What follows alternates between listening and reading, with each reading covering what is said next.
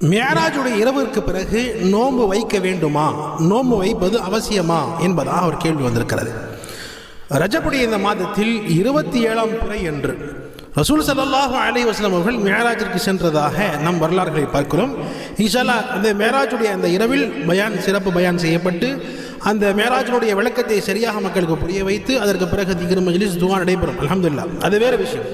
ஆனால் நாயகம் ஸல்லல்லாஹு அலைஹி வஸல்லம் அவர்கள் இந்த மியராஜுடைய இரவுக்கு பிறகு மறுநாள் வருகிற அந்த பகலில் நோன்பு வைத்தார்களா என்று பார்த்தால் இஸ்லாத்தில் மியராஜினுடைய ஒரு தனிப்பட்ட ஒரு சிறப்பு வாய்ந்த நோன்பு என்பது நிச்சயமாக கிடையாது. பராத்தில் நம்ம ஒரு நாள் நோன்பு வைக்கிறோம், ஆஷூராவில் 2 நாட்கள் நோன்பு வைக்கிறோம், ரமதானில் முழுசாக நம்ம நோன்பு வைக்கிறோம். அது ஃபர்து சுன்னத் கடமைகளில் வருகிறது. ஆனால் மியராஜிற்கு என்ற சிறப்பு வாய்ந்த நோன்பு எதுவும் கிடையாது. இந்த ரஜபுடைய மாதத்தில் நாம் நோன்பு வைக்க வேண்டும் என்பதாக சொன்னால் மற்ற மாதங்களில் நம்ம நஃபிலான நோன்புகள் நோக்கிற மாதிரி இந்த மாதத்திலும் நாம் நோன்பு வைத்துக் கொள்ள வேண்டும்.